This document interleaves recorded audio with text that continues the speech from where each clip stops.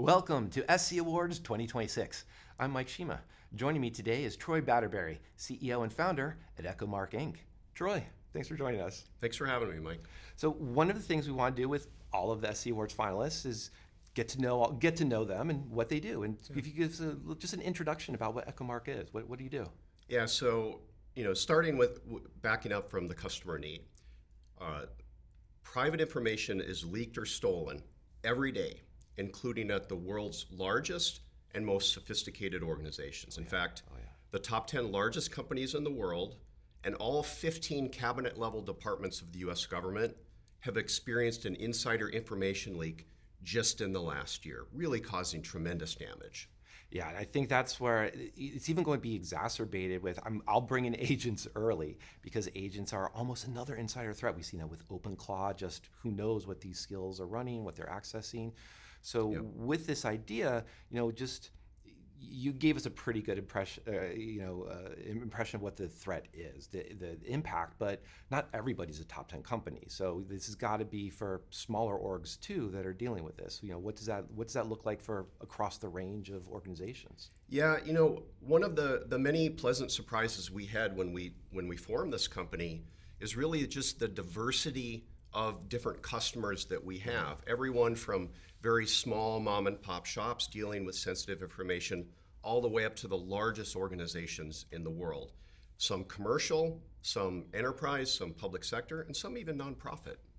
And so a lot of times when I've looked at, I've seen DLP in the past, it's sort of related to this. And other areas I've seen, who is this identity they've logged in from this geographic country, a couple continents over. And I'm here in the US, I shouldn't be in Antarctica. We'll use that as our example.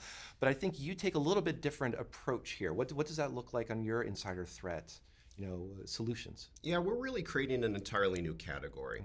And what we do is we automatically and silently embed hidden forensic watermarks into the content itself that are unique to each recipient, such that if that content is ever leaked or stolen, you can immediately identify the source of that leak.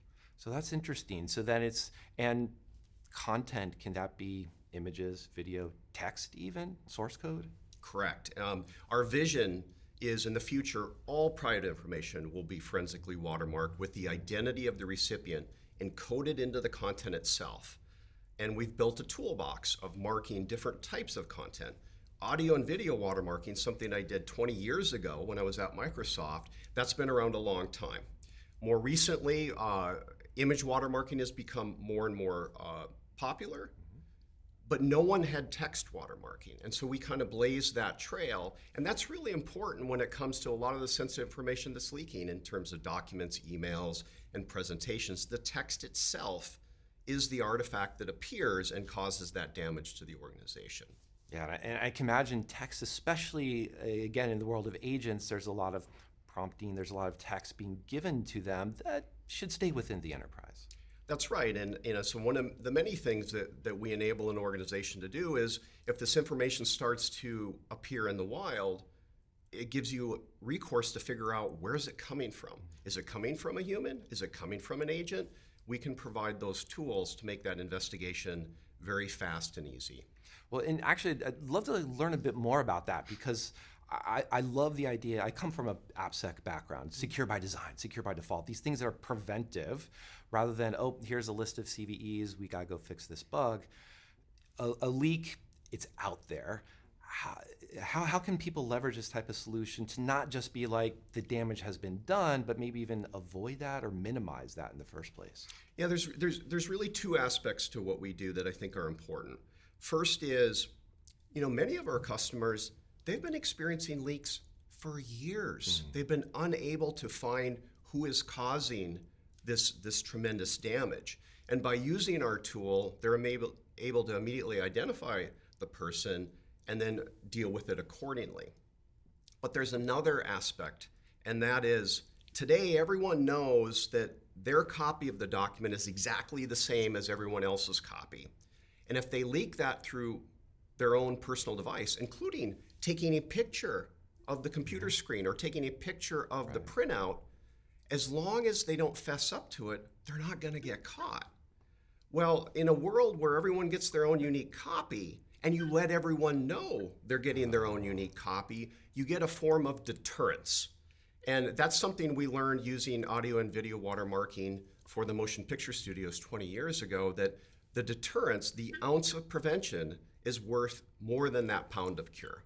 No, that's interesting, and that does feel like a better reassurance, a better control, right? And I'm curious, especially just with the text watermarking. That's obviously got to come from good conversations with clients. Like, these are the problems we have. What do those conversations look like? Are they surfacing other problems that you're trying to tackle now as well? Yeah, so the distribution of this private information. What customers want to do is they want to make it easy. They don't want to inhibit the flow of the information, but they still want it to remain private. So the experience around it, when the recipient gets the information, they can't go through a bunch of steps to log on and install special software and all of that. It really needs to be seamless. And then the other thing that we've learned is a lot of these customers are experiencing leaks, not necessarily with their employees themselves, but oftentimes through partners or vendors who are also on the distribution chain.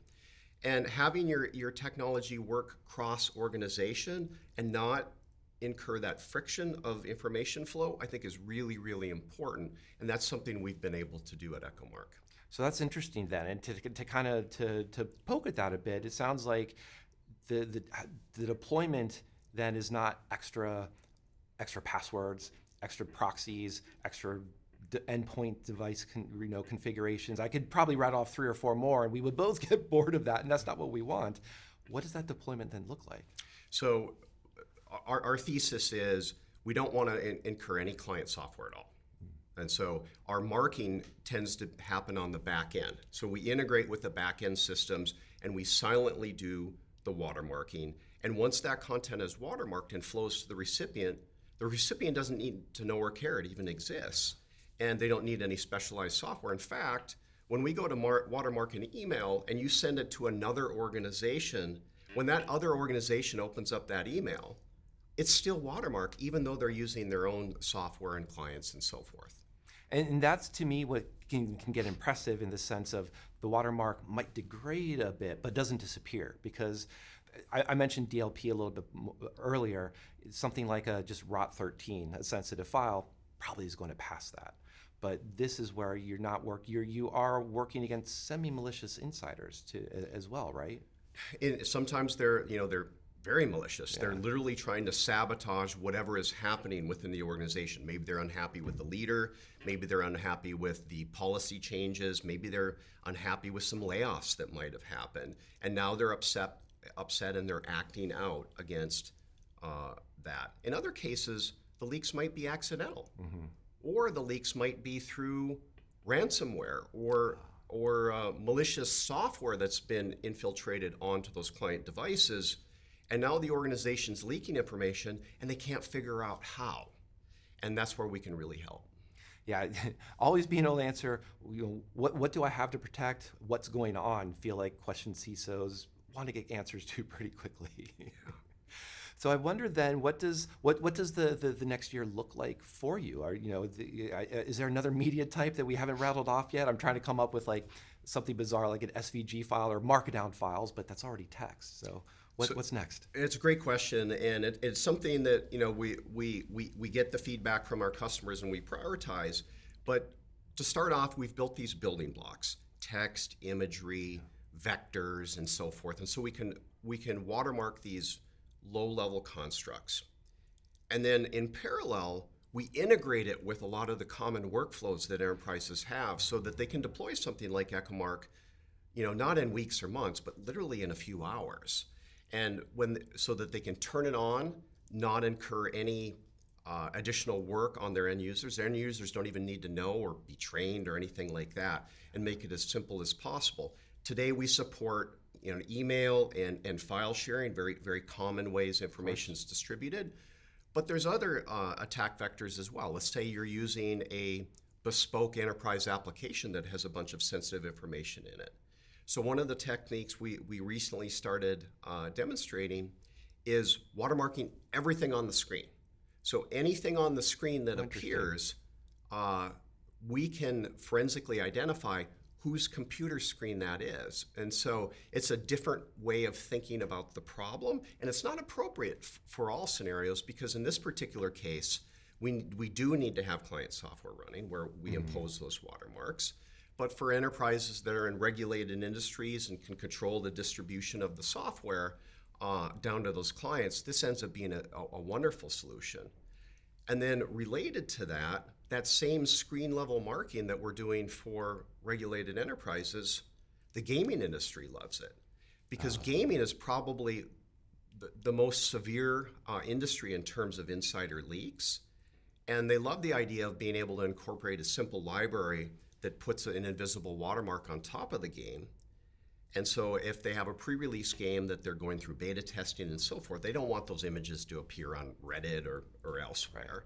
And we can help them with that. Yeah, and speaking of watermarking for sound and images for movie industry, gaming industry is money wise is even bigger. Yeah, and that also I was going to ask that or make the comment that rolling this out, because working with the backend systems, that feels like it scales a lot easier because you've got one email system regardless of how many clients you have. You don't need to roll that out. So that's right. Are there any gotchas with this type of rollout, or like, oh, there is this one area that we do have to invest a little bit more on?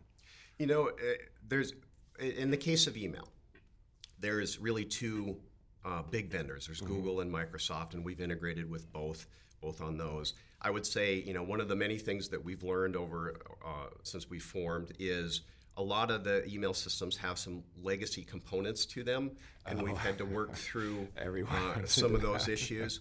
But we've done it for some of the largest organizations in the world, and now they're able to just turn it on seamlessly, and they almost think of it as an insurance policy. It's just running silently in the background, and then when that inevitable day comes, and I've had CISOs and CIOs tell me, it's not a question of if we're going to have a leak. It's only a question of when. Yeah. And so having that insurance policy running such that when that leak happens, they can immediately find that person who's sabotaging them, or that person who has suffered from malware being installed on their machine and is siphoning off sensitive information, we can help them remediate that. Yeah, and I think what's interesting to me, going back to almost the very beginning of our conversation, those threats, I was having a conversation earlier this week about the threat actors who are trying to be the fake IT workers, trying to get hired, and they're enhanced with AI and deepfake, a long list of things. But wow, that seems really worried, and people are trying to prevent that. But if they get in, it sounds like this is I'm trying to come up with a good metaphor, but this is a good way to detect what's the actual attack is going to be. Yeah, and you're bringing up another use case for us that we're working on, and that is in terms of intellectual property protection. One of the most important aspects of intellectual property a company might have is their software, is their source code. And so we can integrate with source code depots and automatically watermark the content such that if you have one of your employees who's kind of gone rogue and is stealing that information, you can identify who did it. No, so this sounds like a good message to be delivered. I guess there's one final thing to sneak in here. Looking at RSA, is there anything that has been surprising you so far from this year of it, or that stands out to you as different? I had kind of an expectation coming into this show that it would be pretty big, and the feedback I'm hearing is that this show is even bigger than probably what I expected. And I think it shows the importance of cybersecurity to organizations of all shapes and sizes, and that the problem hasn't been solved yet. And I would go one step further, and I would say, of all the cybersecurity problems out there, a lot of the focus in the industry in the past has been around external threats. Ransomware and bad actors, nation states trying to hack in. But increasingly what we're seeing, and the statistics bear this out, is the biggest threats going forward are actually from within, are from those, very small percentage, but those employees or those vendors or partners who are willing and able to do harm to your organization. And that is a tough problem to solve because they otherwise have and need legitimate access to that information. But if they're acting badly in how they use it, they need to be identified and removed. And that's where we can help. Yeah, and I think I would just add to that the best backdoor into an enterprise are valid credentials. So That's right. this is a good story to be able to tell. Thank you so much, Troy. I appreciate it. Thanks, Mike. Thanks everyone for joining us. If you'd like to learn more about EchoMark Inc., please visit securityweekly.com/EchoMarkRSAC. And for all of our coverage from SC Awards 2026, check out securityweekly.com/RSAC.